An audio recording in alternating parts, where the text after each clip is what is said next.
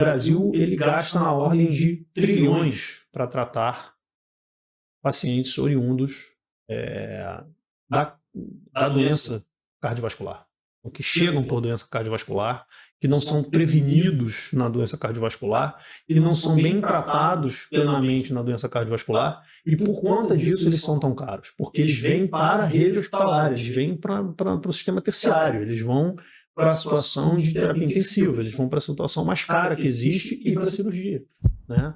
E depois disso...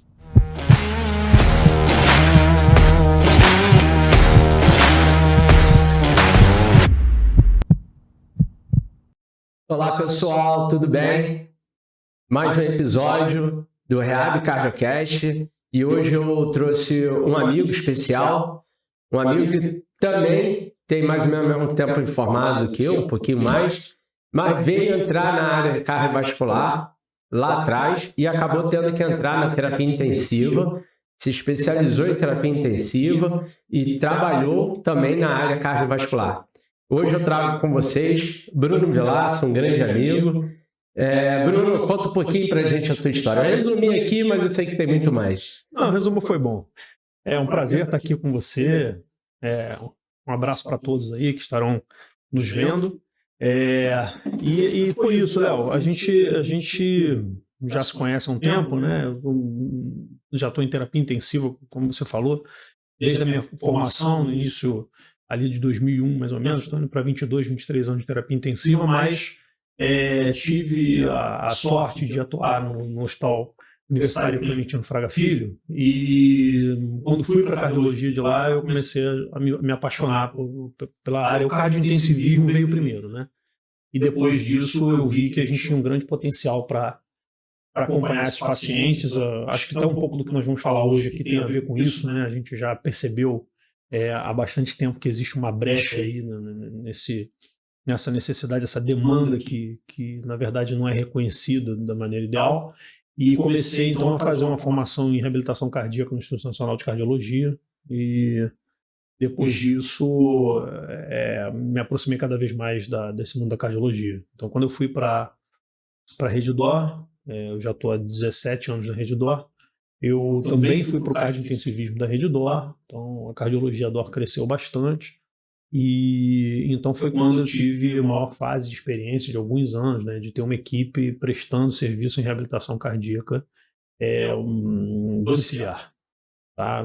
Naquela época, como hoje ainda, né, a gente estava conversando, muitas dessas coisas ainda acontecem de forma domiciliar. Né? No episódio anterior, tá? Nós conversamos com o Vini Raio, que o presidente do conselho, e aí trouxemos justamente a história da cardiovascular, que a cardiovascular ela veio ser reconhecida somente em 2015 como especialidade, e nós somos antes disso. E nós já trabalhávamos com cardio, só que para a gente trabalhar dentro de cardio, já que não tinha essa especialidade, a gente acabava se especializando ou em terapia intensiva ou em respiratória e trabalhava com cardio.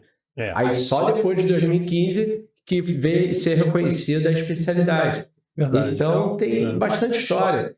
E hoje em dia nós temos muito mais estudos que o fundamento a utilização, colocando com um grau de evidência máximo o uso da reabilitação cardíaca. E como seria isso na parte de saúde pública? Isso, vou só melhorar a vida de um indivíduo, ou não, tem uma visão mais ampla desse contexto, né? Não, olha, eu quando comecei a formação, uma coisa que me chamou bastante atenção, que era um pilar de quem ensinava isso, dizer, olha, o que a gente precisa fazer com esses pacientes, eu não vou falar aqui, a gente vai ter tempo para falar, acredito que você também vai colocar sobre isso em relação à qualidade de vida, ao tempo de vida, ao que a saúde baseada em evidência nos traz. Você citou aí o que nós temos hoje de evidência, que é muita coisa. Muita coisa. Mas foi marcante para mim ouvir a questão do que a ciência já nos dizia naquela época sobre reinternação de pacientes. Então, a internação e reinternação. Então, a frequência de internação de pacientes cardiopatas crônicos, com doenças moderadas ou graves, a frequência de internação que era alta, a incidência de internação e o quanto isso impactava na morbidade dessas pessoas. e efetivamente acabando por impactar também na mortalidade delas. E aí, quando você vai lá para a ponta, para ver a questão de custo-efetividade, você percebe que hoje os dados não são diferentes. Eu acompanho esses dados há 15 anos. O Brasil ele gasta na ordem de trilhões para tratar pacientes oriundos da doença cardiovascular, que chegam por doença cardiovascular, que não são prevenidos na doença cardiovascular, que não são bem tratados plenamente na doença cardiovascular, e por conta disso eles são tão caros, porque eles vêm para a rede hospitalar, eles vêm para o sistema terciário, eles vão para a situação de terapia intensiva, eles vão para a situação mais cara que existe e para a cirurgia, né? E depois disso se tornam pacientes que vão ser continuamente atendidos pelo Serviço Público de Saúde. Então, esse impacto ele é óbvio, né? Se hoje a gente tem, de uma forma mais desenvolvida, a atividade de reabilitação cardíaca pública, ou seja, aquilo que é público dominando o que depois vai ser um padrão, particular, privado, a gente com certeza teria um cenário absolutamente diferente no Brasil. Então, acho que o cenário público hoje ele é muito enxuto. O investimento efetivamente para se prevenir essas doenças ele é muito pequeno, como a gente vê com várias outras doenças. E nós temos pouca oportunidade, pouco acesso à reabilitação cardíaca no sistema público, em vista da quantidade de pessoas com doenças cardiovasculares no Brasil, principalmente insuficiência cardíaca. A gente está falando aqui principalmente da insuficiência cardíaca. Então, você está falando que são poucas reabilitações, serviços de reabilitação cardíaca no público, mas também são poucos no privado. Pouquíssimos, então, tem estudos, né? Tem um estudo que foi publicado, se não me engano, em 2019, que reconhecia somente 74 centros de reabilitação cardíaca no Brasil inteiro.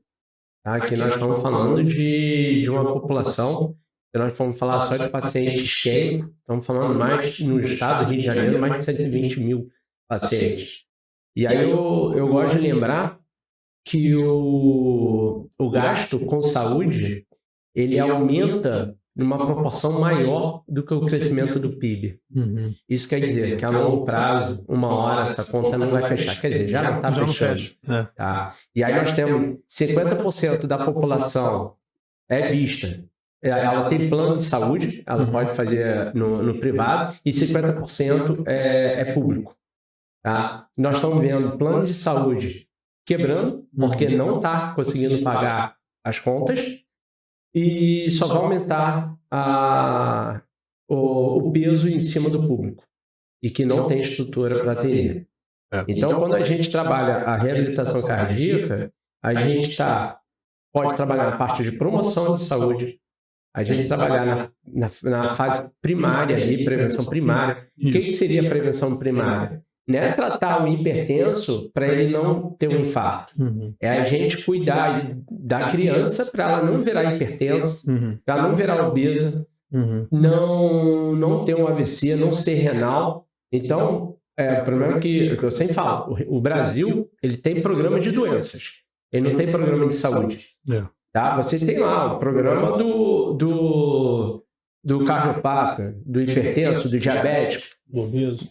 Mas isso aí é programa de doença. Você tem que ter programa de prevenção. Se você prevenir, você vai economizar na saúde.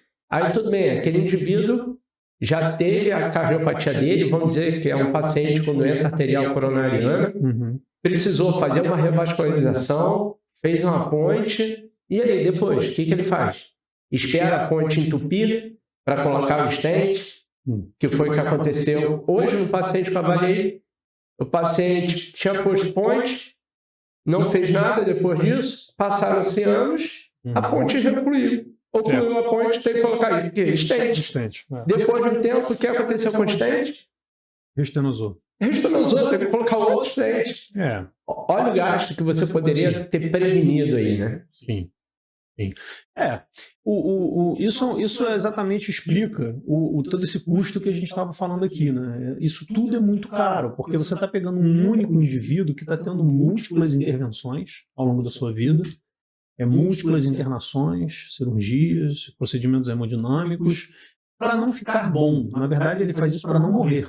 Então, você colocou... Tem qualidade de vida. Sem qualidade de vida, exatamente. Você colocou bem, a gente trata bem saúde, doença, né? A gente não se programa para a saúde, mas a questão da programação da saúde é também uma questão de política pública de saúde, né? Então, a política pública de saúde nossa, ela não erra só no cardiopata, ela erra com muitos programas. Existem até alguns programas, mas de uma forma geral, o portfólio da saúde pública no Brasil tem um espaço muito pequeno para prevenção.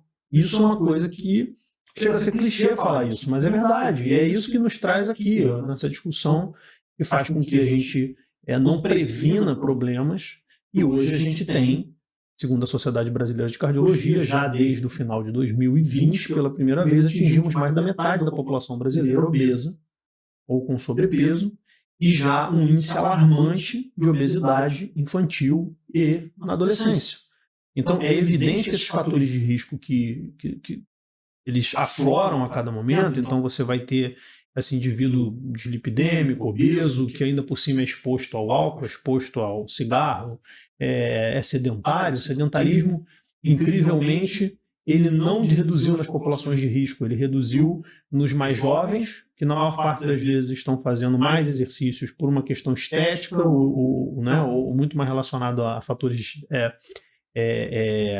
de verdade, vamos dizer uma palavra aqui que é um pouco pesada, mas é isso.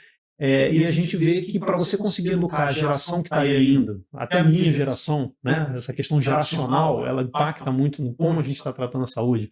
A minha geração, que é a geração X, né, é uma geração que até faz exercício, mas ela não tem esse compromisso com a saúde enraizado, como deveria acontecer e como acontece em países desenvolvidos, que você começa a desenvolver essa mentalidade ainda na infância, né?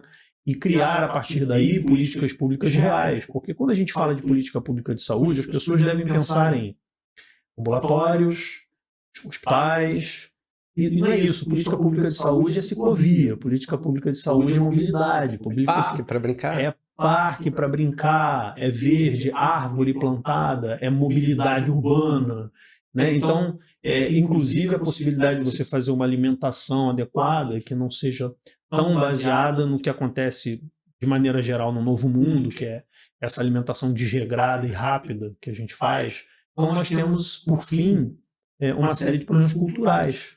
E acho, sinceramente, assim, doutor, que a gente tem um problema cultural interno que é por onde a gente deveria começar. Eu tenho esperança que é por onde a gente consegue realmente começar a resolver algumas coisas, que é a cultura de um trabalho multidisciplinar, que ainda não é tão real no Brasil quanto a gente gostaria. Então, se a gente tem pouco mais de 70 centros de reabilitação, né, e a gente tem para esses 70 centros de reabilitação um sem número de profissionais que estão aptos hoje a fazer a reabilitação desses pacientes, às vezes no espaço da sua casa. Mas é claro que isso não vai funcionar plenamente se não tiver os exames corretos, se não tiver a multidisciplinaridade acontecendo e todos esses profissionais conversando. Então, o que eu vejo hoje acontecendo do indivíduo que já é doente, que eu até atravessei um pouquinho a barreira da prevenção que a gente estava conversando, até peço desculpa que eu atravessei um pouquinho essa barreira, mas só para complementar o raciocínio, eu penso que a gente não consegue fazer melhor reabilitação cardíaca para esses pacientes que são indicados, porque a gente vê a gente vê que existem as pessoas ali, mas elas não se falam, não há uma transdisciplinaridade, não há um contato direto entre os profissionais, não há um contato direto através do paciente, colocando o paciente no centro do cuidado. Ainda está cada um no seu galho, cada um no seu cantinho, a menos quando a gente chega num centro bem organizado, que aí sim os profissionais estão todos ali e se conversam. E a gente sabe que isso é uma questão técnica, uma questão científica. A reabilitação cardíaca exige a presença de todos esses profissionais trabalhando juntos, né? Então, eu acredito que esse problema, nos eventos e fazendo isso que você está fazendo aqui agora, que é muito legal, a gente começa a mexer com isso, para pelo menos aqueles tratamentos que já ocorram com maior efetividade, né? Ou seja, tenham eficiência no seu processo, tenham eficácia na maior parte dos seus resultados, e no final isso se torne efetivo, a gente consiga ver isso de maneira coletiva. Não adianta a gente só tratar o seu José e a dona Maria que acabaram conseguindo chegar até, passaram pela peneira, pelo funil e chegaram até a clínica de reabilitação, e para cada um desses aí, 10 mil estão deixando de fazer o tratamento que deveriam, né? Então, essa semana mesmo eu estava conversando com a doutora Renata Castro, que é cardiologista, conhecida aí no Brasil e até fora do Brasil, e nós estávamos discutindo justamente isso. Quantos cardiologistas, quantos médicos conversam com seus pacientes sobre reabilitação cardíaca? Então, tem que começar o profissional que está dando aquele primeiro cuidado, que a gente chama, que é a estabilização clínica, porque a gente só pode reabilitar depois que o paciente, quer dizer, não só isso, né? Porque a gente muitas das vezes trabalha ali na fase 1, mas eu estou falando aí, fora do hospital, a gente vai atender o paciente quando ele estiver com a parte clínica estável, para poder iniciar a reabilitação ali, tá? Então ele precisa estar estável, mas o médico não encaminha. Quantos pacientes, a maioria dos meus pacientes, eles chegam, não, que eu vi no Google sobre essa reabilitação e acho que pode funcionar para mim porque eu sinto isso. Aí marca consulta para poder fazer a reabilitação, mas não foi o médico que mandou. Entendeu? Nós somos profissionais de primeiro contato, então a gente avalia e se houver necessidade de pedir um parecer de um outro profissional, a gente também pode pedir um parecer do outro profissional, assim como se a gente precisar pedir algum exame complementar, a gente pode solicitar esses exames. Então, nós somos profissionais de primeiro contato. E o paciente vem aqui, eu nunca escutei falar isso, hoje a minha vida mudou, estou bem melhor. Ou o outro falar, não, o médico mandou para mim, colocou aqui, procurar uma reabilitação cardíaca, mas não me indicou nenhuma. E aí vai lá no Google para achar aonde tem, porque é difícil achar uma reabilitação cardíaca. Nós estamos aqui no Rio de Janeiro, é difícil. Rio de Janeiro capital. Imagina se a gente parte para o interior do próprio estado do Rio de Janeiro, ou se parte para o interior do Brasil. Como é que é essa realidade, né? Não tem, né?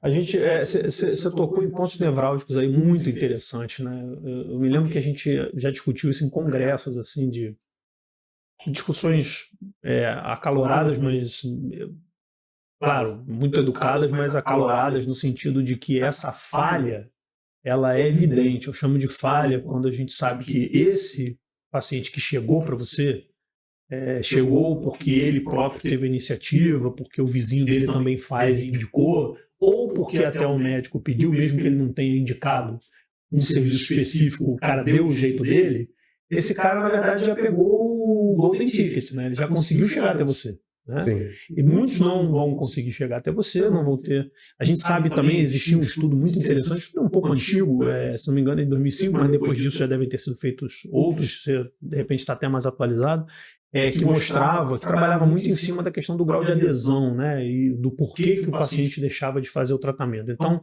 eram duas grandes barreiras para a reabilitação cardíaca. O cara chegar até nós e o cara permanecer conosco, né? E essa barreira, eu até preferi citar um estudo mais antigo, porque para mim não mudou nada. As barreiras, eu estou citando um estudo de 18 anos atrás, né? E provavelmente nós estamos no mesmo pé hoje. Que, assim, poucos serviços, paciente demorando a chegar porque não é indicado, o médico não fala para ele. Então, entram 10 pacientes lá com critério, talvez ele vá falar para um desses pacientes vir para nós. Por que isso acontece? Eu acho que a gente precisa discutir bastante isso. Acho que a gente está muito longe de saúde baseada em valor quando a gente fala nisso. E talvez até um pouco distante da própria saúde baseada em evidência. A gente tem que ver o que acontece culturalmente na cardiologia para a gente conseguir deixar esse botão aceso em cima da mesa para o cara apertar com mais frequência e dizer, pô, esse cara eu vou encaminhar também. E eventualmente a gente referenciar também, como você falou. Então, se o paciente vem direto aqui e você manda ele para o médico posteriormente, o importante é fechar esse ciclo. Então, se fechar esse ciclo, e se o psicólogo é necessário, se o nutricionista é necessário, se, enfim, outros profissionais são necessários, fechar esse ciclo, não importa quem indicou, e no momento certo, com um doente estável clinicamente, começar o tratamento. Nós saberemos fazer isso, né? O problema é quando a gente tem o centro e ainda assim o paciente não acessa. Eu acho que tem centros que, por incrível que pareça, você falou várias coisas aí, eu queria até ouvir a tua opinião, você falou várias coisas em relação à demanda que a gente tem, que deveria ser muito superior, né? 120 mil pacientes isquêmicos e que deveria ser muito superior à nossa capacidade de vaga. Mas será que os nossos centros estão lotados ou estão ociosos? Porque a sensação que eu tenho é que nós temos centros ociosos. Nós temos muita gente que deveria estar sendo tratada, não sendo encaminhada, não conhecendo o tratamento, e eventualmente um buraquinho na agenda das pessoas aí, esperando o doente chegar na janela, e não necessariamente se o doente chega. Então, quando eu estava falando de números, né, que eu falei lá, 120 mil, nós estamos falando no estado do Rio de Janeiro, vamos colocar um número bem alto. Existem 30 clínicas. Assim, eu estou falando sendo otimista. Botou metade do Brasil aí já. Sendo muito otimista, hoje no Rio de Janeiro, ter 30 clínicas de reabilitação cardíaca para 120 mil. Bem otimista, bem otimista. Não vai atender todo mundo. Não vai atender. Essas clínicas não estão lotadas. E essas clínicas não estão lotadas. Tem horário vago. Exatamente. Tem horários vagos, entendeu? Exatamente. E aí é aquela... O que está faltando? É medo do médico de encaminhar, é desconhecimento do médico. Qual é o problema? Porque, assim, se for medo, vão trabalhar para mostrar que o risco dentro de uma clínica de reabilitação cardíaca, ele é pequeno, porque o paciente está na nossa mão e a gente conhece o paciente. Quase todo episódio eu falo isso, tá? O paciente, ele passa por uma avaliação pré-participação, onde a gente tem o paciente na mão e a gente sabe o limite dele. Dentro de uma academia, muitas vezes não acontece isso, então é mais fácil ter uma intercorrência numa academia com pessoas saudáveis do que dentro do centro de reabilitação cardíaca. Então, tem artigos publicados que mostram para uma intervenção, para uma intercorrência não letal no centro de reabilitação cardíaca, são mais de 150 mil horas para acontecer uma intercorrência. Um evento não letal. Tipo, o paciente chegar com uma fibrilação atrial. O paciente ter uma hipotensão. Entendeu? Então, esses são eventos também que acontecem, que são tranquilos da gente identificar e fazer intervenção. Ou não, o médico não sabe que existe a reabilitação cardíaca e não sabe quanto que isso pode melhorar o paciente dele. E aí nós vamos ter que trabalhar na parte de educação para tentar... A sociedade de cardiologia, ela trabalha muito isso. Todos os congressos, eles têm a sala que fala alguma coisa de reabilitação cardíaca. Mas será que os médicos estão indo lá comparecer? Não. Eu acho que esse problema cultural é real. Eu não acredito que seja desconhecimento, não. Eles sabem que existe, eles sabem o que se indica agora. Talvez não desconhecimento nesse ponto. A questão do medo que você disse, eu acho que o medo geralmente está atrelado a algum nível de desconhecimento. Então, assim, saber que precisa indicar, sabe. Saber que existe e para que serve, sabe. Mas não está íntimo o suficiente do sistema para entender o quão seguro ele é e que resultados, e quão bons resultados esse sistema pode trazer, né?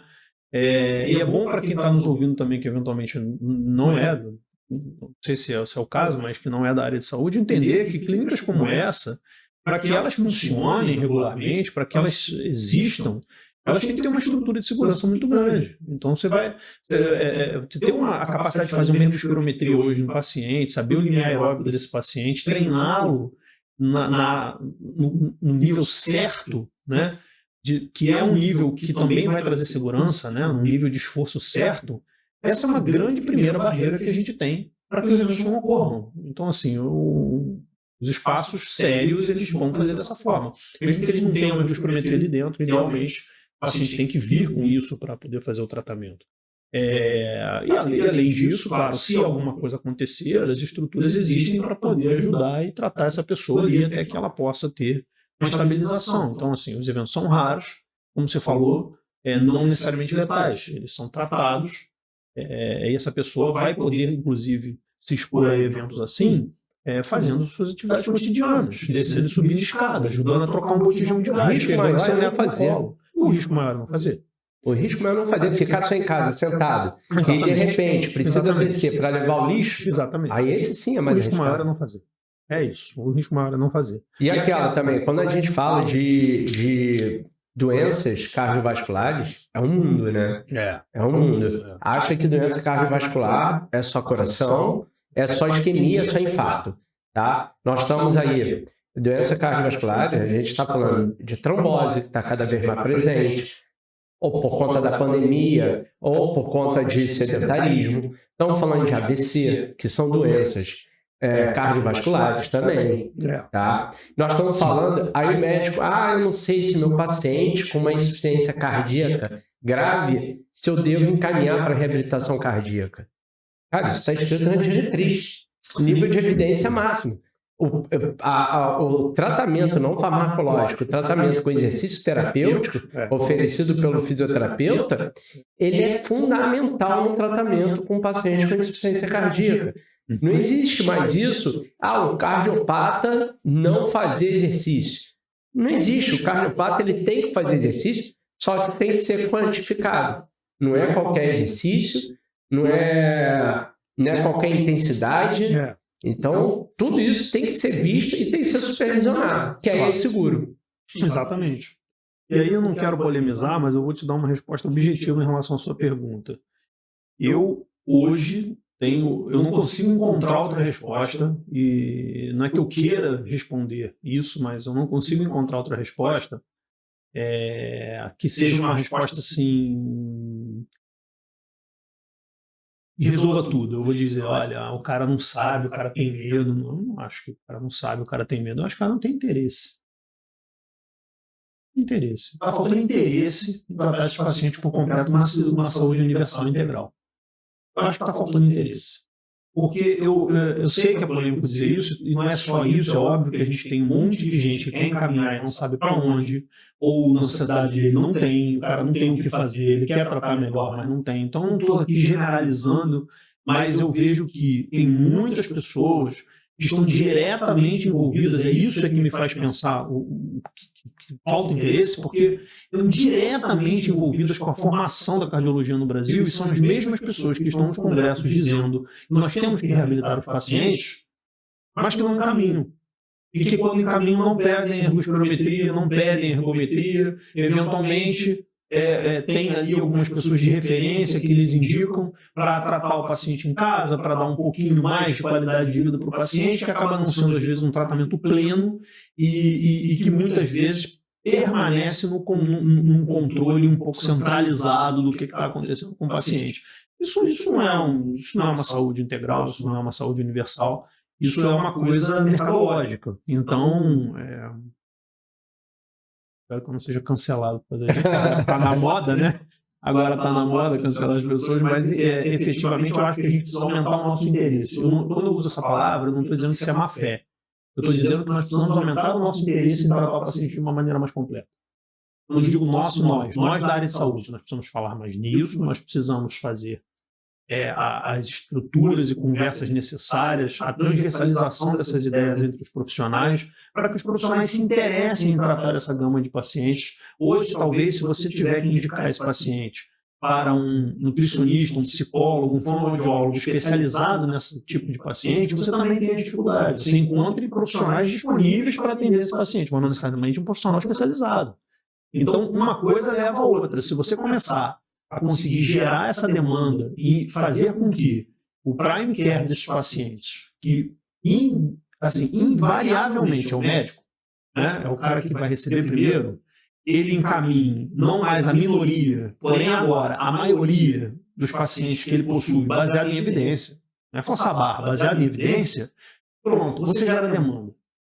Esse caos da demanda de repente explodindo, que ela se torne até reprimida por um tempo, é que vai gerar estruturação. A partir daí você vai dizer, agora vale a pena eu ter um espaço para fazer isso, agora vale a pena a gente criar sistemas, agora vale a pena discutir isso na ANS, talvez, agora vale a pena a gente tentar entender se os planos de saúde não iam preferir pagar isso a ter seus doentes internados, né? Que hoje muito se discute já há alguns anos isso. Alguns planos fizeram seus centros próprios, nem sempre se sustentaram, mas já começam a entender um pouco mais que a saúde baseada em valor é isso, é você pensar no menor custo, na melhor custo-efetividade para o doente. Então, é você tratar ele de uma maneira mais preventiva, se possível, evitando custos mais altos no futuro.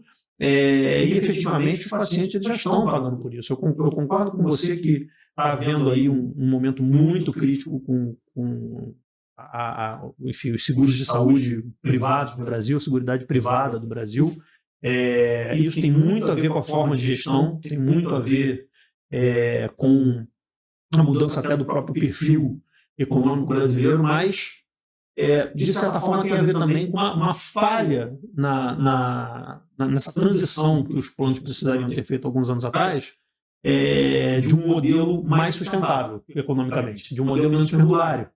Porque quando um plano de saúde começa a ver uma inversão da idade das pessoas no país, que é uma coisa que começou há 15 anos atrás, e você tinha pessoas, inclusive a perspectiva de vida, né? A gente vivia até os 70, então o cara pagava o plano de saúde desde a infância, dava lucro para o plano até os 50, tinha alguns probleminhas até os 60, quando ele começava a custar mais caro para o plano, ele estava próximo do fim de vida dele. Agora não, e hoje a gente tem muito mais tecnologia, esses pacientes saem dos hospitais após quadros muito críticos, que custam muito para o serviço privado, né? E público, evidentemente, e a gente está nesse cenário por uma última análise porque o público não consegue sustentar isso tudo, a gente não tem a estrutura do público e naturalmente a gente precisa que o privado absorva. Então veja que a gente tem aí uma situação multifatorial hoje que seria melhor resolvida se nós conseguíssemos tratar melhor esses pacientes nessa fase em que a gente estabiliza a doença e evita que esse paciente vá para os hospitais. Eu acho que eu estou batendo muito nessa tecla, mas a reabilitação cardíaca tem um papel fundamental nisso aí. E a gente não vai conseguir fazer isso sem criar uma cultura médica, inclusive, ou principalmente, de encaminhamento e de envolvimento de outros profissionais e de respeito e isonomia pela tarefa de cada um. Eu acho que é assim que a gente conseguiria resolver. Muita gente está, inclusive, disposta a pagar para conseguir fazer seu tratamento, mas não tem esse input e não tem a clara ideia do quanto aquilo é importante para ela. Então, eu acho que o Prime Care que recebe esse paciente, ele tem obrigação de deixar isso muito claro para esse paciente, solicitar os exames necessários para que esse paciente seja tratado, e a partir daí as coisas vão acontecer. Você falando aí, por conta que assim, eu coloquei minha cara na janela mesmo, para levantar a fisioterapia cardiovascular, e recebo muito contatos do Brasil inteiro. E uma vez estava conversando com uma colega de São Paulo. A realidade de São Paulo não é muito diferente daqui, mas ela chegou e conversando com ela chegou e falou: mas você atende somente paciente complicado, ou paciente que já está com insuficiência cardíaca, paciente que já infartou? Porque aqui na minha clínica eu recebo muito mais, são pacientes hipertensos. Eu reabilitar paciente hipertenso para controlar a pressão. Então, olha a visão, como é diferente.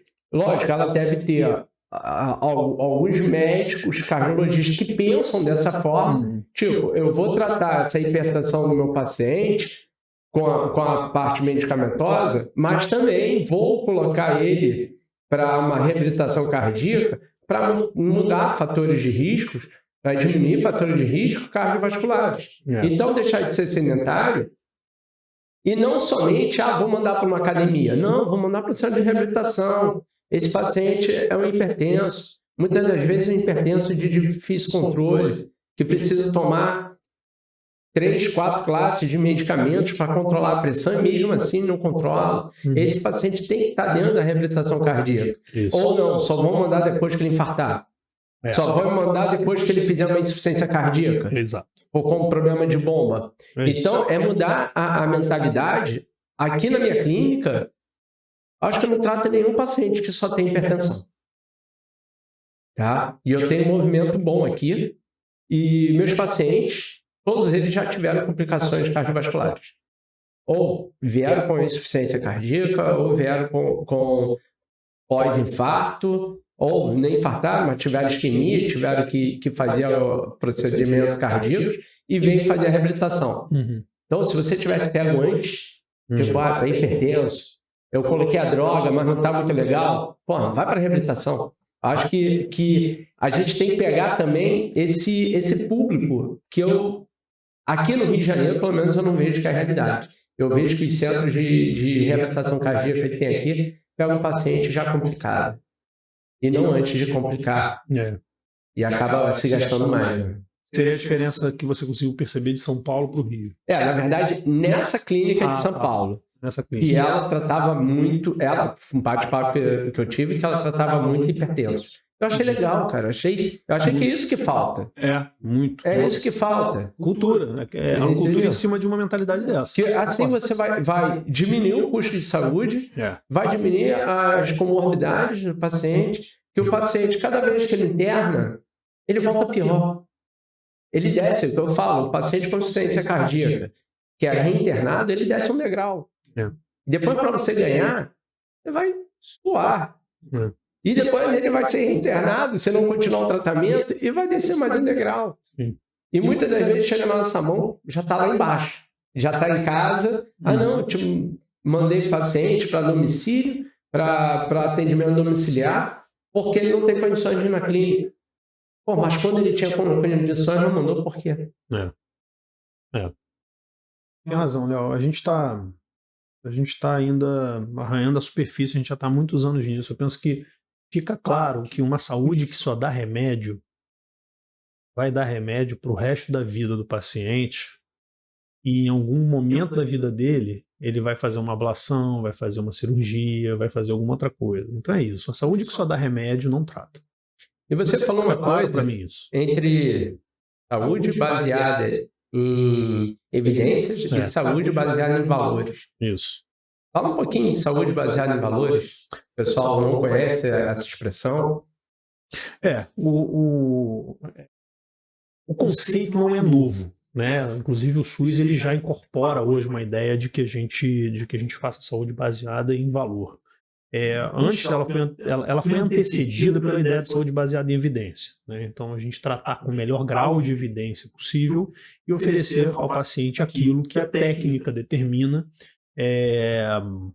de uma maneira a não dar o que não é necessário, ou seja, não dar além, mas garantir aquele mínimo necessário que realmente venha a tratar de uma forma completa o paciente. O conceito de saúde baseado em valor, ele apenas extrapolou isso para um conceito em que a gente consegue fazer isso sem ser perdulário, consegue fazer isso sem gerar custos desnecessários, ou seja, a gente conseguir entregar a saúde, um processo de saúde mais efetivo, mais eficaz, pelo menor valor necessário. Então isso é bom para todo mundo, isso é bom para o cofre público, isso é bom para o indivíduo que tem que pagar no particular, isso é bom para as operadoras privadas de saúde. Então a ideia é que a gente não seja perdulário na forma de tratar. E eventualmente isso nos remete a formas mais eficientes e mais primárias de tratamento. Isso é muito bom, porque se quando você acabou de falar coisas aí brilhantes, na minha opinião, porque você citou saúde baseada em valor em todas as suas falas. É a ideia de que a gente possa prevenir a doença, ou, quando ela inicia, prevenir a piora dessa doença. Quando a gente vem para o mundo da cardiologia, e isso acontece em algumas outras áreas especificamente, muito especificamente, algumas poucas, nós estamos falando de doenças que não têm cura, nós estamos falando de doenças que o indivíduo vai ter para o resto da vida dele, né? Que são crônicas e que tendem a ser progressivas. Então, quando a gente começa a tratar esses pacientes e a gente previne as complicações que são naturalmente oriundas dessas doenças primárias, nós estamos fazendo uma saúde baseada em valor, ou seja, a gente escolheu o melhor processo para o doente, no tempo certo, da forma certa, feita pelas pessoas certas, né? E assim a gente teve uma efetividade ali e um custo mais baixo. Então a gente pode ganhar num custo de curto prazo, mas de uma maneira geral a gente vai estar ganhando num custo de longo prazo e de uma maneira sistemática, coletiva, né? Não é de uma maneira apenas individual. Então isso significa custar menos para os cofres públicos, isso significa custar menos para o hospital privado que interna aquele indivíduo, significa não internar aquele indivíduo de novo, fazendo, por exemplo, uma linha de cuidado. O que é um grande exemplo, né, da saúde baseada em valor hoje? A própria linha de cuidado. A linha de cuidado diz o quê? Que você trabalha na prevenção, aquilo que você não consegue prevenir se agrava, você vai fazer o tratamento mais completo possível. Isso envolveria reabilitação cardíaca. Estamos fazendo? Não estamos, mas se estivéssemos, esse indivíduo hipertenso não se transformaria num indivíduo com insuficiência cardíaca, por exemplo, né? Ou não faria arritmia, necessitando de procedimentos invasivos, ou não seria um doente coronariopata no futuro. Então, quando a gente coloca o conceito de saúde baseada em valor, esse segundo indivíduo, que é aquele que a gente não conseguiu prevenir a existência da doença, essa doença muitas vezes ela realmente não tem uma prevenção completa, você não consegue evitar que o indivíduo se torne hipertenso ou diabético em determinada etapa da vida dele, um fator genético, e esse indivíduo então ele passa a ser tratado plenamente. Ele não se torna um indivíduo com múltiplas doenças, ele tem aquela doença e aquela doença fica sob controle durante muito mais tempo.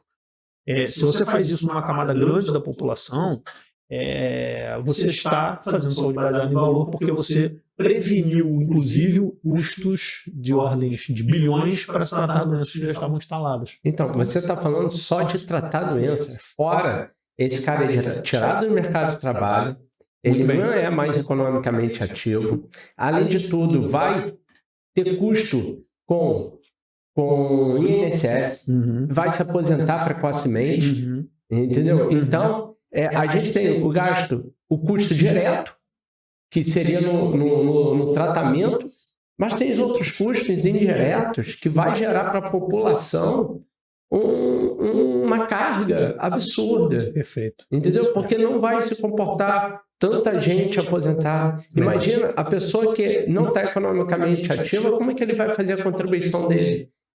Não vai contribuir e, além do mais, vai ter que receber. Isso aí. Então, cuidar dessa parte de prevenção, seja ela primária ou secundária, é fundamental para a gente colocar a sociedade para frente.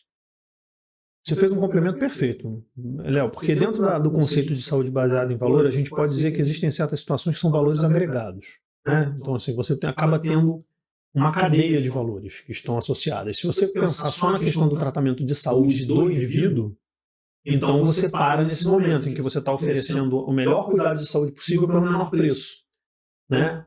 Pelo menor custo, melhor dizendo. Mas quando você pensa em que outros valores vão vir, aí atinge tudo isso que você falou. Porque você está cuidando desse cara, esse cara está trabalhando, está contribuindo e está pagando para o tratamento dele. Exatamente. E você está recebendo. Isso tem o evento do indivíduo que para de vez e se torna um custo para o INSS, mas tem aquele indivíduo que não para e ele não deixa de ser um custo para o próprio empregador dele, aquele cara que tem uma produtividade, antes dele parar ele tem uma produtividade já muito ruim. Então isso implica numa receita pessoal pior, né? Num impacto muitas vezes para famílias brasileiras, né? Para o próprio empregador dele, ou seja, para o nosso comércio, para a nossa pessoa jurídica. Então é uma certa cadeia de valores complexa. A gente pode elencar uma série de coisas aqui.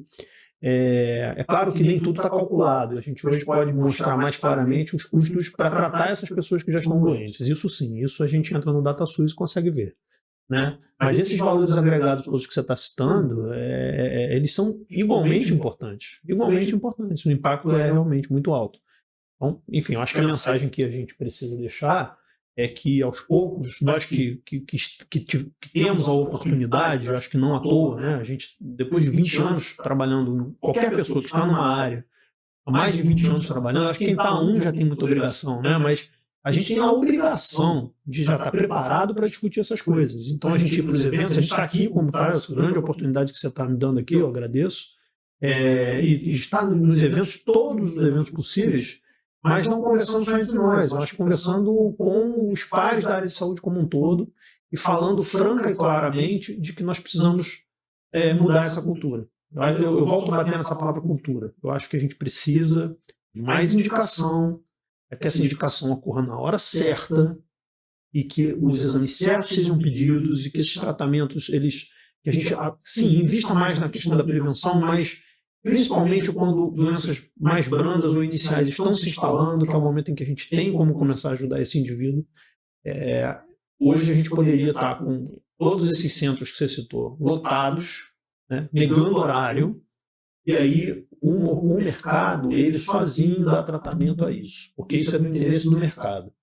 Então, se depois a política pública virar junto, esse é um outro trabalho que eu acho que também tem que partir de nós, que também temos que fazer. Eu vejo muito pouco se discutindo isso no âmbito do executivo e do legislativo brasileiro. tá? Como também, no período em que estive ativo na gestão pública, eu fui conselheiro do CREFITO 2 por 8 anos e estive em comissões federais, né, inclusive a comissão parlamentar do COFITO, né, foi uma das comissões que eu participei ativamente durante muitos anos, e eu era representante do COFITO na ANS, cuja sede é aqui no Rio de Janeiro.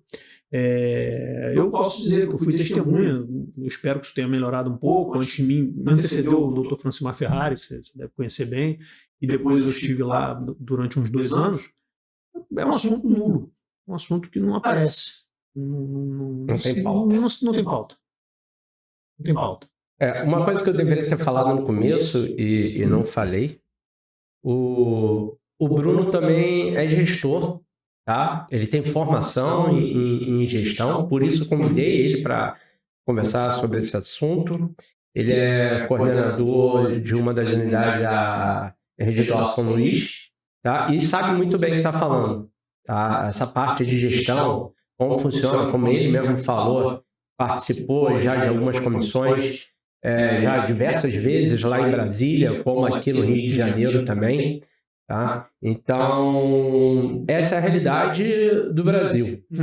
E eu vou dizer que você fala, mas tem profissionais esperando, capacitados para esperar o paciente. Eu falo que são poucos profissionais que estão capacitados e a gente precisa capacitar mais. As pessoas precisam estudar mais a cardiovascular, isso estou falando dos próprios fisioterapeutas, tá? Estudar um pouco mais de fisioterapia cardiovascular para poder estar trabalhando nessa área, e é uma área promissora, onde a remuneração acaba sendo melhor, tá? E se você entrar agora, você vai ser um dos primeiros a estar chegando nesse mercado, que é um mercado crescente. E uma coisa que a gente não pode mudar, como o Dr. Bruno falou, a obesidade no Brasil já alcança mais de 50%. As doenças cardiovasculares, elas só aumentam. As doenças cardiovasculares com a idade, elas aumentam também e a população está ficando velha. A população brasileira, a base está estreitando, o pico da pirâmide está largando, e a gente está vendo que essas doenças estão cada vez mais, tem mais prevalência aí na população. Então, o Bruno quiser falar um pouquinho de gestão, ele já ia falar, cara, que lá na rede do São Luís, como é que isso é visto, como é que é o funcionamento, quais são as ideias para o futuro, se pensa nisso, não se pensa, como é que está isso numa grande instituição, já que é uma das maiores aí do Brasil, né? Sim, é verdade, é importante esse tema, foi bom você ter perguntado. A mentalidade, ela melhorou muito nos últimos 10 anos, e tanto que a rede passou a investir, inclusive na fase ambulatorial desses pacientes, né? Hoje nós estamos com um plano que ainda faltam muitos passos, mas a rede ela tem hoje inúmeras linhas de cuidado. Tá? Então a linha de cuidado, como eu falei aqui, eu não estava nem pensando na rede naquele momento, mas eu estava dando um bom exemplo aqui do que é saúde baseada em valor, porque você trata esse paciente de ponta a ponta, né? E todas as linhas de cuidado são multidisciplinares. Hoje, quando a linha de cuidado da cardiologia ela já existe, ela está sendo desenvolvida para chegar até a etapa da reabilitação, isso ainda não ocorreu, mas é uma premissa, é um desejo. Você fala sobre isso? Sim, francamente. Na verdade, já há projeto, mais do que se falar sobre isso, né? Porque o projeto ele tem muitas etapas, né? E o projeto para o lançamento de uma linha de cuidado, ele é um projeto que nós chamamos, na gestão se chama de projeto ágil, né? É um projeto que ele precisa ter, obviamente, o kickoff de uma base bem estruturada, na qual o paciente vai começar pelo ambulatório e ele vai passar por todos os profissionais, tá? Isso já acontece em algumas linhas, como por exemplo do idoso, que a gente também participa. Então ele chega lá num único dia, num espaço de 3 horas, e ele é atendido por todos os profissionais, tem até dentista. Então a gente coloca lá o fonoaudiólogo, o psicólogo, o fisioterapeuta, o nutricionista, o médico, o enfermeiro, o odontólogo. Então a gente consegue fazer com que esse paciente tenha um tratamento realmente integral. Obviamente que isso fideliza o paciente também, o paciente precisando de um SADT, de um serviço de atendimento diagnóstico, né, de apoio diagnóstico, perdão, como análises clínicas, laboratoriais, exames de imagem em geral, ele vai ter isso ali dentro também. Então a ideia é que ele consiga fazer tudo isso nesse ambiente e que no momento em que a gente não consiga evitar um agravamento, ele também tenha o suporte cirúrgico ou clínico de qualquer um dos nossos hospitais. Isso vem acontecendo e, obviamente, que assim que ele sai dessa internação, ele continua na linha de cuidado, ele continua no ambulatório. Então, é um trabalho cíclico que, onde é que a gente identifica hoje uma necessidade grande do paciente? É que a gente tem espaços de reabilitação que possam complementar isso. É a brecha que está aberta ainda, né? Então, hoje nós já temos alguns hospitais com esses centros montados aqui no Rio de Janeiro. Não vou citar todos, mas assim, a gente tem alguns hospitais que já têm esses ambulatórios dentro do hospital, ainda para o que nós chamamos do inpatient care, né, que é o paciente internado, mas já o projeto de ter um espaço de reabilitação que vai trazer o paciente de fora. Então o paciente ele vai vir para a prevenção ou ele vai vir para um tratamento inicial que ele precisa. E a ideia ela é bem interessante se você for parar para pensar do ponto de vista de uma instituição que vende o tratamento terciário, que vende o tratamento do paciente hospitalizado, né? Em teoria, quando você estabiliza esse doente, esse doente não opera mais, esse doente não interna mais. Então, você está fazendo alguma coisa que, do ponto de vista mercadológico, alguns anos atrás, poderia ser considerado um tiro no pé, né? Mas as redes, principalmente os hospitais, ou seja um único hospital que funcione ali na esquina, que conseguir pensar com clareza hoje e entender que a gente nunca vai deixar de ter pessoas que precisam de hospital. A gente nunca vai deixar de ter leitos de hospitais com pessoas internadas, as doenças são inúmeras, os mecanismos de morte são inúmeros, né, que ofendem os nossos pacientes hoje são inúmeros, principalmente nos centros metropolitanos. Então a gente não pode se furtar da responsabilidade de tratar a vida dessas pessoas de uma maneira plena e contínua. Então é isso, é continuidade de cuidados e a reabilitação ela começou finalmente a ser enxergada como um step importante de todo esse processo. E vocês trabalham lá também não só no cuidado, como também ensino e pesquisa, né? Bom, aí existe um braço que nos apoia, né, que é o do Instituto DOR de Ensino e Pesquisa, né, que hoje ele está praticamente no Brasil inteiro, mas ele está mais forte em alguns estados. O Rio de Janeiro é a matriz do IDOR, né? Então a gente tem pesquisas acontecendo, inclusive pesquisas nossas, né, da fisioterapia, e a gente sabe que o IDOR ele ficou bastante em evidência aí por conta de pesquisas muito legais que foram feitas, não só, infelizmente, na época do Covid, né, que foram pesquisas importantes para o país. Os nossos pesquisadores, eles são pessoas que estão relacionadas ao Fundão, à Fiocruz e outras instituições de pesquisa pelo Brasil muito sérias. E, portanto, naturalmente, tiveram uma evidência muito grande na fase do Covid, mas eu me lembro muito bem o quanto a gente pesquisou e foi pioneiro mundial em estudos no Zika vírus, tá? E em outras, a neurociência lá também é muito forte. E, naturalmente, isso entrou para os hospitais, né? Então, hoje a gente tem, por exemplo, a unidade Glória Dor, que é a unidade que eu coordeno, ela é uma hospital-escola, ela é considerada uma hospital-escola da rede. Então, esse papel quaternário que a gente começa a assumir ali, ele primeiro traz muita questão do seu baseado em valor mais uma vez, né? E dessa vez a gente ensinando os alunos e preparando os alunos, tanto que eu já tenho graduação lá, os convênios que alunos fazem, os estágios profissionais, perdão, estágio profissional não, os estágios curriculares, foi o que eu quis dizer, né? Que é para a formação deles, né? E esse porque eu confundi com treinamento profissional que eu ia dizer logo depois, que é do nosso aluno de pós-graduação em terapia intensiva. Então, os alunos de pós-graduação em terapia intensiva também estudam dentro dos nossos hospitais. Então, é uma formação bem completa que coloca eles diretamente em contato, o primeiro contato com os pacientes. Obviamente que isso tem todo um rigor acadêmico, andragógico, né, toda uma supervisão, uma preceptoria, algo muito rigoroso, mas sim, com isso a gente consegue fechar faz o ciclo fechado, né, o closed loop ali, que é você educar e tratar a exação, porque quem educa eventualmente está discutindo o melhor tratamento. É isso que a gente acaba estimulando, é o que se vê, por exemplo, nos hospitais públicos, que são hospitais de escola, né, onde se debruça muito sobre tomar a melhor decisão a cada momento, né? Então, acho que isso é uma coisa bacana, é importante e que faz com que a gente seja reconhecido na nossa qualidade. Eu acho que a qualidade ali, estrutura, processo, resultado, acho que são as coisas que a gente hoje está muito bem capitaneado, mas trazendo a educação para dentro, a coisa melhora ainda mais, eu não tenho a menor dúvida disso.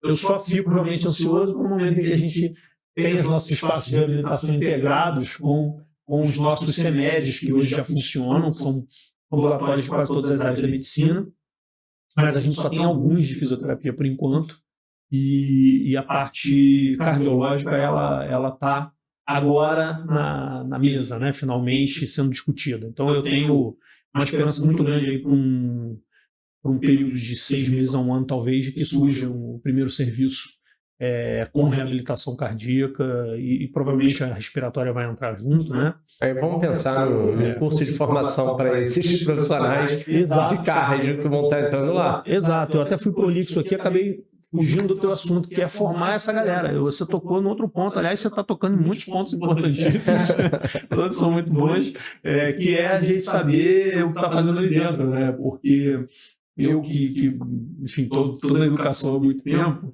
eu tinha uma brincadeira que eu fazia com os alunos, que era essa coisa dessa ilusão de sair da faculdade achando que está preparado para tratar qualquer coisa, né?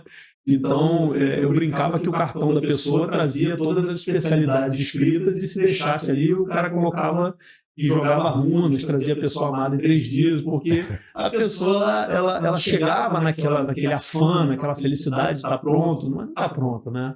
Então, eu acho que a pós-graduação é um caminho, as residências são um caminho também muito grande, mas a gente não tem isso de cardiovascular especificamente. Ou que é o que eu hoje indicaria, e acho que talvez a gente em breve vai ter um papel também de construir isso, seja ali pela rede, seja pelo IDOR, seja de qualquer outra forma, uma formação em reabilitação cardíaca que permita que essas pessoas estejam realmente preparadas para aquilo ali, especificamente. Não pode ser assim, a minha clínica tem lá um cantinho, que tem uma esteira, e tem umas pessoas que têm doença. Esses pacientes estão indo até para a hidroterapia, eventualmente sendo tratados para algum outro problema ortopédico. Nada contra os nossos colegas da hidroterapia, pelo amor de Deus, eu sou fã, tá? Eu estou dizendo que às vezes ele vai para lá tratar um problema ortopédico e ele não traz, na verdade, por falta às vezes de uma anamnese, de um exame físico prévio mais acurado, não traz, na verdade, toda a história dele, e ele pode estar se colocando sob risco, dependendo dos tratamentos que ele está fazendo.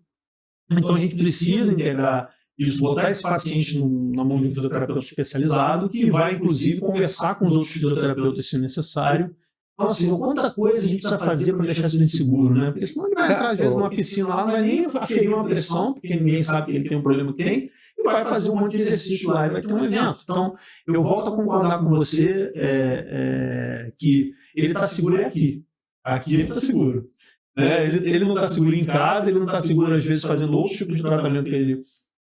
não sabendo, não sendo bem orientado, pode estar se colocando sob risco, mas o lugar mais seguro que ele pode estar é na clínica de reabilitação cardíaca, não há dúvida nenhuma. Então, só aprofundando um pouquinho mais, já que você levantou a bola, eu vou aproveitar para cortar. Ele está falando de pacientes, pessoas que vou fazer uma hidroterapia, vou fazer uma hidroginástica. É um exercício leve, é um exercício de baixo impacto, mas o paciente tem uma insuficiência cardíaca. Tá? E isso vai dar um problema muito sério. Quando o paciente ou o aluno lá que tem uma insuficiência cardíaca entra numa piscina e a piscina fica mais ou menos a água na altura do peito, você aumenta esse retorno venoso, você aumenta o que a gente chama de pré-carga desse coração. Isso aí. E esse coração, ele é insuficiente, ele não tem uma função de bomba adequada. Esse paciente vai fazer um edema agudo de pulmão na tua frente, vai fazer congestão, e aí? Ele está em pé dentro da piscina. E ele está dentro de uma piscina. Como que vai tirar alguém com falta de ar, com congestão de dentro de uma piscina? Então, são alguns cuidados que têm que ser estudados. A cardiovascular, a fisioterapia cardiovascular, você tem que aprofundar para poder ver esses pacientes. É aquilo lá, mas o cara que trabalha com tornozelo, com parte osteoarticular, ele precisa saber? Não, ele precisa saber, se tiver um problema, ele encaminhar para um outro profissional. Isso. E trabalhar em conjunto. Entendeu? De repente, esse paciente ele vai estar fazendo a reabilitação cardíaca com um profissional e vai fazer a parte ortopédica com outro. Por exemplo, aqui na clínica, a gente não faz parte ortopédica, mas a gente tem alguns parceiros que a gente indica para fazer. O paciente está com uma epicondilite, está com uma lombalgia, está com um problema no ombro, nós vamos continuar fazendo a reabilitação e vai ter um profissional, de preferência na sala do lado, aqui no prédio, que vai estar fazendo a parte ortopédica. Tá? Porque isso daí, eu não sou o melhor nisso para fazer. Mas eu me formei em generalista. Tudo bem, mas eu não sou o melhor. Sim. Eu estudei para ser o melhor em cardiovascular. Sim. Tá? E é isso que eu me proponho, eu tento ser. Não sei se sou, mas tento ser. E quando tem problema de coluna, problema de joelho, eu mando para especialista que eu confio. Perfeito. Respeito pelas especialidades. Outra coisa que a gente precisa desenvolver, né, na nossa... E quanto mais velho eu fico, menos eu sei. Mais específico eu sou. Exato, a gente se afasta cada vez mais dessas outras coisas, né? Eu sempre falei para os alunos que a gente, às vezes, vai pegar um paciente que precisa fazer lá os seus 65% de carga aeróbica dentro do tratamento dele, né? Estou falando aqui um número próximo do que vai variar ali de um pouco para o outro, mas ele vai dizer para você, cara, não estou conseguindo andar, porque o meu joelho... o seu joelho. Então, peraí. Bom, primeira coisa, diagnóstico desse seu joelho. Se é alguma coisa que aconteceu hoje que eu posso tratar porque a minha formação generalista permitiu, bom, aí são outras coisas. Aquela coisa que você trata em um prazo de 48 horas, 72 horas, e você sabe que é algo simples de tratar. Passou disso aí, acabou, é outro especialista. Acabou, tem que encaminhar, não tem jeito. A gente tem que criar essa cultura, inclusive, no imaginário social, que é uma coisa que a gente não tinha citado aqui ainda, né? E como é que resolve o problema? A gente também tem que ensinar para a população que eles precisam fazer essas coisas, né? Então, essa postura do bom fisioterapeuta que sabe a hora de parar e dizer, cara, eu não vou tratar isso aí. Quem vai tratar isso aí é esse aqui, ó, o doutor João, que eu vou te encaminhar. E aí você vai ter que resolver. Então, vai fazer claramente o paciente entender que funciona como funciona em qualquer outra área, né? Se você tem uma lesão de pele incomodando, naturalmente você não vai, né, procurar um cardiologista, né? Você vai procurar um dermatologista, né? Então, isso não é uma coisa ruim, isso é uma coisa boa, porque você está se tratando com especialistas que vão resolver realmente o seu problema, né? E a partir do momento em que a gente começa a trabalhar entre nós mesmos com essa clareza, poxa, isso já é um grande adianto para que a gente possa também continuar trabalhando com clareza com profissionais de outras áreas. Então, é o mesmo exercício, né, a meu ver. Tá? Então, um fator muito importante, a gente educar, como você estava dizendo, passa também não só pelos nossos fisioterapeutas, pelos nossos alunos de graduação, pós-graduação, cursos de reabilitação cardíaca, mas passa pela própria população. Os nossos pacientes têm que sair educados de dentro dos nossos consultórios, de dentro dos nossos hospitais. Os colegas chegam na festa e aí falam, não, esse aqui é o Leonardo, é fisioterapeuta. Você é fisioterapeuta? Eu estou aqui com um problema no ombro. Eu falei, cara, eu sou fisioterapeuta cardiovascular.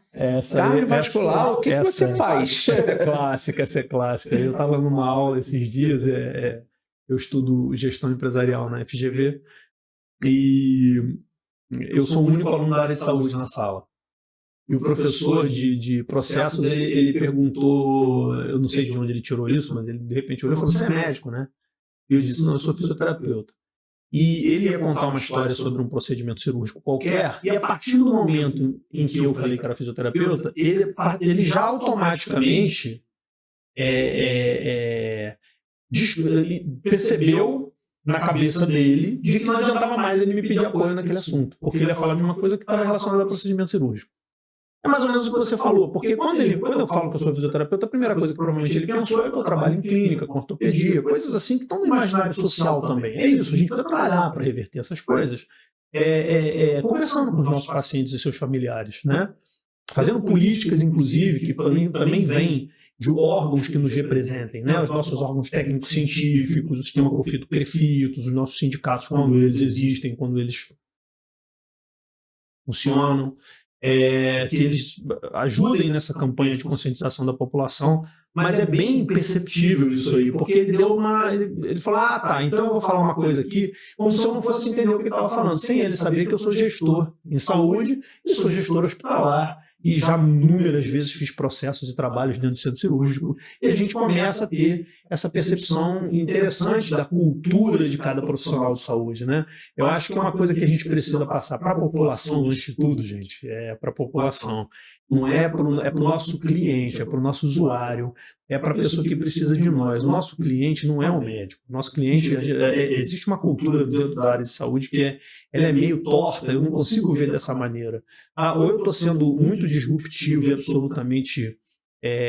absolutamente errado na minha posição, ou eu vou fazer algo aqui que as pessoas precisam entender, que é falar que o nosso cliente não é um médico. As pessoas precisam entender, já deveriam ter entendido isso há muito tempo. O nosso cliente, que é a população, que é quem nos demanda, mesmo que nós sejamos ainda entendidos, por enquanto, nesse país, como um processo de apoio, e não como um processo finalístico da saúde, isso pode mudar, né, a qualquer momento, porque, de acordo com as nossas regulamentações, nós somos finalísticos, ou seja, você já colocou hoje aqui muito bem, o doutor falou, o cliente pode chegar direto para nós, a gente pode solicitar exames, a gente pode estar trabalhando junto com outras áreas que vão fazer isso. Isso acontece igualmente para o nutricionista, eu vejo isso de perto, acontece para o fonoaudiólogo, eu vejo isso de perto. Então, quando a gente trabalha realmente de uma maneira multidisciplinar, as barreiras são mínimas, né? Desde que haja realmente apoio entre as áreas. Agora, a gente precisa focar no nosso cliente, o nosso cliente tem que estar educado, o nosso cliente tem que entender quem somos. E nós vamos além da ortopedia, né, por exemplo. Né? Eu fico até com medo de ficar repetindo isso, porque meio que reforça o clichê. Mas é o contrário que eu quero dizer, nós vamos muito além disso. Fisioterapeutas, eles têm o leque da área de saúde em suas mãos, eles estão agindo no ensino, na pesquisa, fazendo inclusive excelentes pesquisas. Nós temos inúmeros pesquisadores brilhantes de todas as áreas, biomédicos, biólogos, fisioterapeutas que estão aí nos melhores centros de pesquisa do mundo, não só do Brasil, né? Levando seus nomes que estudaram pra caramba a Covid. Quantos dos estudos que a gente às vezes ouvia falar na televisão, eu dizia, mas esse aí quem fez foi o fulano, não foi? E a população sempre vai entender que o médico ele é aquele cara que tem a cultura global e que sabe todas as coisas sobre tudo. Isso é absolutamente impossível. Isso é um mito. Isso é um mito. Isso é um mito. As pessoas precisam entender que isso é um mito. E que, por outro lado, profissionais de quaisquer outras áreas de saúde são profissionais também extremamente cultos e preparados, inclusive com conhecimento global sobre como a saúde funciona, e que para eu, por exemplo, atuar, para o doutor atuar, eu também tenho que entender dos fármacos, eu também tenho que entender da alopatia, eu também tenho que entender da cirurgia, e por isso essas áreas são extremamente completas e complexas.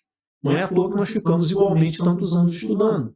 Eu acho que, olha só, eu falei tudo bem, me demorei um pouco mais aqui, talvez tenha ficado aí uns 4 minutos falando, não sei, talvez mais, mas de qualquer maneira, eu passei uma mensagem, que é uma mensagem cheia de disrupções, que vai mexer com a cabeça das pessoas, né, em relação ao que nós somos, num espaço de tempo relativamente curto. Você consegue fazer num espaço até bem mais curto. Eu conseguiria falar isso talvez em 30 segundos, ou com pequenas posturas do dia a dia, diante dos nossos clientes, diante dos nossos colegas. Então, essas posturas do dia a dia, elas fazem a pessoa entender. Eu vivo isso há muitos anos, eu vejo colegas muito mais inteligentes que eu, que pensam assim também, e que têm uma postura excelente diante dos seus clientes e familiares, e que entendem que os nossos clientes são eles. E são eles que nos demandam. Você falou uma coisa aí que, assim, eu não tinha parado para pensar no momento atual que a gente vive na sociedade. Há 10 anos atrás, mais ou menos, se falava isso. Falava que saúde pública, o cliente é o paciente. Saúde privada, o cliente é o médico, que é quem vai levar o paciente para dentro de lá. Cara, isso daí era antigamente. Quando você tinha pouca informação, onde o próprio indivíduo ele não conseguia pesquisar o que era melhor para ele, e acabava somente se guiando pelo médico. Eu falo que aqui na clínica, mais de 90% dos meus pacientes vêm do Google. Caramba. Então, quer dizer, eu estou alcançando o meu paciente final. Não, assim, médicos que indicam para cá é minoria. Minoria, menos de 5%. Tá? Porque eu tenho os outros 5% que vem de indicação de amigos. Então, o médico é o que mesmo. E eu já gastei dinheiro comprando vinho de boa qualidade, caixas e mais caixas para distribuir no Natal, tentar agradar, e vou te falar, não teve resultado nenhum. Não teve. Quando eu comecei a focar direto no meu paciente, direto no meio que nós temos hoje, que é o meio digital, que é a internet, dentro da internet, no meu tipo de serviço, é o Google que vai entrar, cara, eu comecei a ter resultado. Olha que depoimento legal. Então, antigamente eu tinha esse discurso, tipo, saúde pública, o paciente, o cliente é o paciente. Saúde privada, o cliente é o médico. Isso era antigamente. Essa sua fala foi perfeita para o mundo atual que a gente vive hoje. No mundo que a gente vive hoje, que é disruptivo, que você falou, cara, a gente já consegue alcançar direto o paciente consegue ver direto para a gente. E não é mais o médico. O paciente sabe que ele vai querer tratar o hospital porque aquele hospital é bem avaliado na internet. Ele tem todas as informações, se aquele hospital já sofreu processos. Se ele fizer uma pequena pesquisa, ele vai saber todo e vai falar, não quero ir para isso, eu quero ir para esse outro. Verdade. E o médico vai estar falando, então vou operar lá no outro. Sim. Porque ele também não vai querer perder a cirurgia. Sim. Entendeu? Então, o mundo muda muito. Ainda bem, graças a Deus. O que era verdade ontem não é mais hoje. Poxa, você foi brilhante mais uma vez, Léo, porque é o seguinte, eu não tô rasgando seda não, é porque você tá falando aí coisas que por trás dessas coisas que você tá dizendo existe um conceito de gestão muito bem compreendido já. E isso mudou mesmo, porque isso mudou nos manuais de qualidade internacionais, isso mudou nos manuais de boas práticas. A frase hoje, cuidado centrado no paciente, é uma coisa que extrapola a ideia só do cuidado de saúde enquanto ele está deitado dentro de um hospital. É o cuidado da hotelaria, é o cuidado do acolhimento, é o cuidado em todos os sentidos, porque a experiência do paciente se tornou muito importante para o mercado. Porque hoje a informação do paciente está disponível. Então você foi brilhante, porque é exatamente isso que acontece. Quando o cara ele olha, seja para ele escolher o hotel que ele vai passar as férias, seja para ele escolher o hospital onde ele vai se tratar, ele pega aquele conceito que vem de todas as pessoas que já estiveram aí e ocorre até uma inversão, às vezes, porque o cliente é que vai dizer onde o médico vai trabalhar agora, ao invés do médico dizer onde é que o cliente vai ser tratado. Olha que coisa interessante. Claro que não está num nível em que a gente possa ainda ver as grandes instituições tratando necessariamente todos os profissionais de uma maneira igual, tá? Porque eu acho que isso vai ser no segundo ponto, tá? No segundo momento. No segundo momento, isso vai acontecer se todos os profissionais aprenderem a dar receita para o sistema privado. O sistema público é outra história. Mas eu estou falando só nesse ponto porque você já colocou. O sistema público ele já tem uma clareza de que o usuário direto ele precisa estar lá ligado a ele e o usuário precisa saber que o sistema público está pronto e lá esperando ele no momento em que ele precisar. E aí quem é que vai atender? É quem precisa atender ele precisa ir para lá, né? E o privado não. O privado, geralmente a gente espera essa palavra de dizer, olha, você vai precisar fazer tal tratamento, isso ainda não mudou, você vai precisar fazer tal cirurgia, mas esse momento específico em que a pessoa diz, olha, eu vou te operar no hospital tal, pode ser que ele tome uma invertida. Ele não vai não. Não vai não. Comigo não vai não. Eu tenho esse plano aqui e é aqui nesse hospital que eu me trato. E por que ele se trata ali? Porque ele teve boas experiências ali. Porque ele leu coisas boas sobre aquilo ali. Então, a qualidade percebida nunca foi tão medida e nunca esteve tão presente no tripé de qualquer organização, né? Junto com a qualidade técnica e com a receita, quando a gente trata de um sistema privado, né? Então, é perfeita a sua colocação e cada vez mais a gente se preocupa com a percepção correta do paciente sobre a qualidade que nós temos a entregar. Esse é um grande desafio, porque eventualmente você faz tudo certo, mas acontece um problema qualquer, e esse problema às vezes é um problema de percepção, é o barulho que está alto, é uma demora no atendimento da campainha, enfim, uma sujeira que está no lugar errado, uma demora numa água que demorou para esquentar no chuveiro, todo tipo de coisa, né? Detalhes. Detalhes. Então, quando você vai realmente hoje para a área de saúde, pensar num cliente que é um cliente exigente e que ele sabe que ele está fragilizado e vulnerável, então naquele momento é o momento em que ele mais espera que todos tenham essa percepção, afinal de contas, ele já entra ali entendendo, vocês foram formados para isso. Ele não sabe que eventualmente nem tanto, né? Porque a gente não é formado para ser humano, a gente é formado para ser ciente.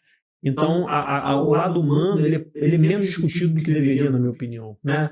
As questões filosóficas da área de saúde, elas são discutidas num pequeno fragmento de tempo dentro das academias, e depois disso a gente foca na técnica o tempo todo, né? Mas o cliente ele não quer saber isso, ele entra ali e entende, pô, essas pessoas cuidam das mazelas dos seres humanos todos os dias. Os seres humanos são objeto de trabalho delas, como podem elas não saber acolher um ser humano?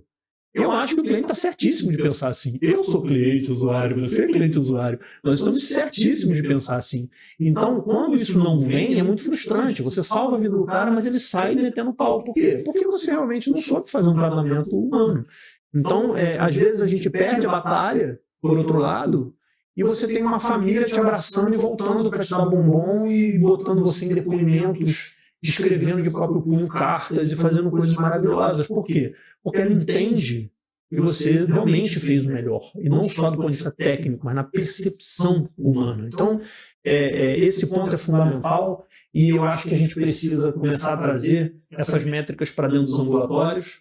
Eu estava outro dia discutindo isso com um dentista que tem uma clínica absolutamente espetacular, linda, que trata de tudo, e ele não mede a experiência do paciente dele. Então ele não faz, não necessariamente comprar uma coisa, mas ele não faz um NPS, ele não faz um questionário de satisfação, ele não faz um PREM, não faz um PROM, qualquer coisa que ele possa saber o quanto o cliente dele está satisfeito, porque esse cliente não só vai ser fiel, como vai trazer outros. Nossa, uma coisa tão antiga do mercado, né, e do comércio, até que isso era muito ligado ao comércio, né, que era o famoso boca a boca, né? O boca a boca hoje, ele basta a boca de uma pessoa para atingir, às vezes, centenas de milhares de pessoas, né? Quando entra, por exemplo, um formador de opinião hoje, isso até aumenta a nossa tensão, né? A gente fica sobre uma certa tensão, porque esses formadores de opinião, que são hoje os chamados influenciadores, né, que estão nas mídias sociais, eles, às vezes, com uma única palavra ou com uma única imagem, que pode até ser injusta, enfim, eles atingem centenas de milhares de pessoas, né? Então, a gente precisa trazer essas pessoas para um entendimento muito, muito correto do que estamos fazendo, para não sofrermos injustiças sem querer. Essas pessoas não fazem isso por má fé.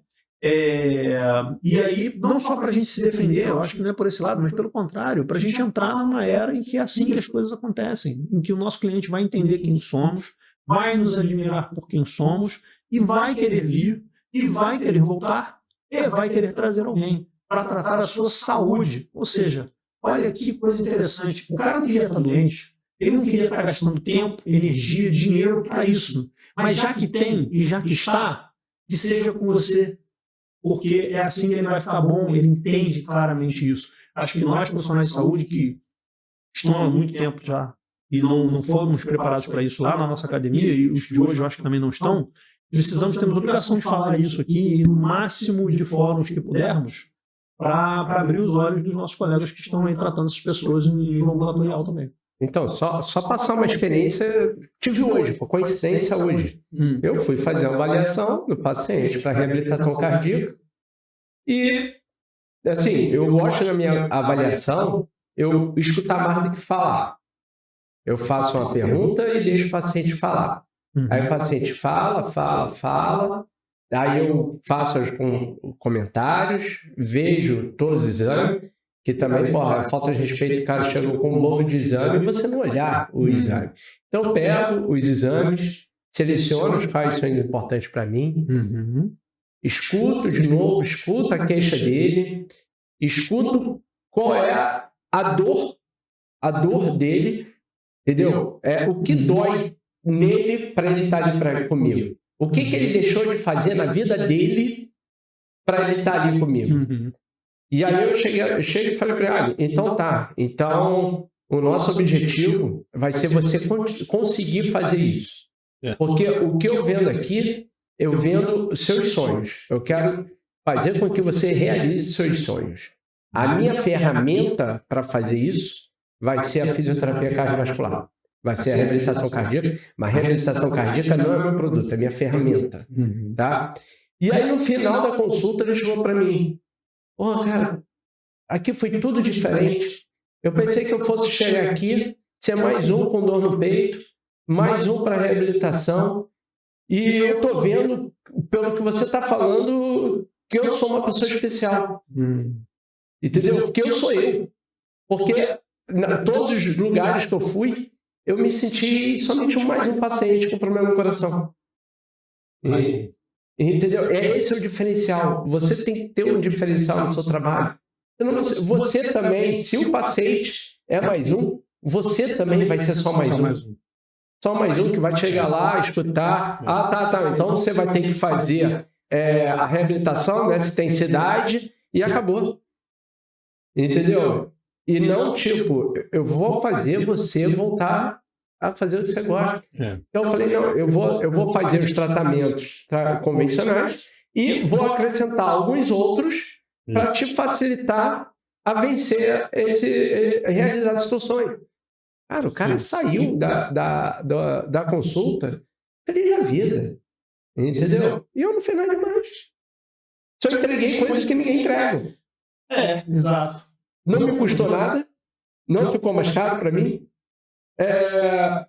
Eu só fiz, assim, o que eu me preparei para fazer, o que eu fiz o meu melhor ali, né? Eu tentei fazer, eu fiz o meu melhor e eu acho que assim a gente conquista paciente, assim a gente consegue vencer e parar. Plano de saúde paga mal. Quem disse que você precisa trabalhar com plano de saúde? Tá? O seu custo, quem vai fazer uma reabilitação cardíaca consegue pagar. Tá? Então, eu não vou ter plano de saúde porque ela falou que dá para pagar e aí você vai ficar internado 10 dias no hospital, você não vai ter dinheiro para pagar a conta. Vender a casa. Porque vai ficar 3, 4 meses lá e vai ter que vender a casa. Bruno, estamos no final já. Eu sempre peço para sempre você deixar uma palavra, um conselho para quem está ouvindo do Brasil inteiro. O que você pode estar passando aí da sua experiência que pode ajudar os colegas?